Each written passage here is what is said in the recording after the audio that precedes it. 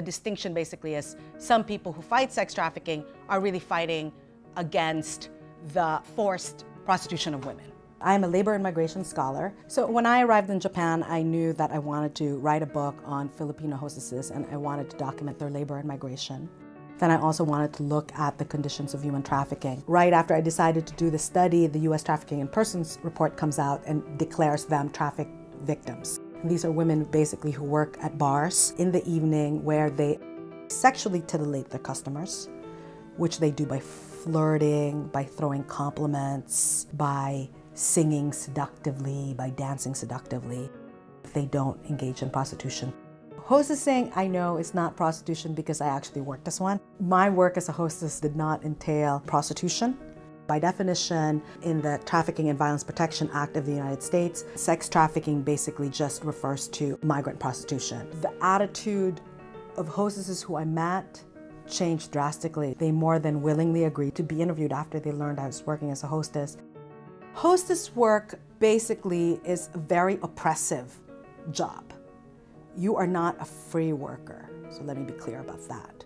So why do these women want to do this job? They want to do this job because, one, they actually really think of themselves as singers and dancers. Second reason why they do this job is a lot of them come from the poorest of the poor in the Philippines. So when they decide to go to Japan and knowingly agree to this condition of servitude, which is unfree labor, they decide between the unfreedom of poverty or the unfreedom of servitude.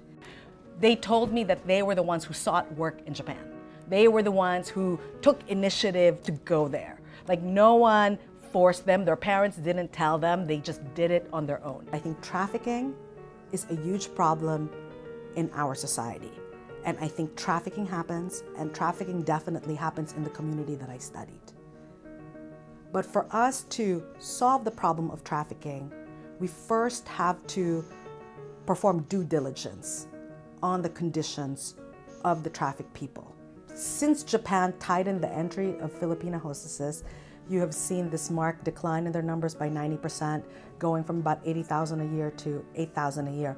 In calling attention to that vulnerability to abuse, what the United States policy has done is that it has eliminated their jobs instead of improving their jobs. So you see basically 72,000 women without jobs. What was so sad was after they were identified as sex trafficked people, discouraged or legally banned from going to Japan, a lot of them actually then, because they lost their jobs or their livelihood of flirting for a living, a lot of them, because they were so poor in the Philippines, this then forced them to engage in prostitution in Hong Kong. And so then you see then the urge to rescue them from hostess work then actually inadvertently led to their actual engagement in what you could probably say is survival sex in Hong Kong. I know it can be done, that we can actually document the problems of people who are vulnerable to trafficking, who are at risk of trafficking, but our skills have not been sufficiently utilized.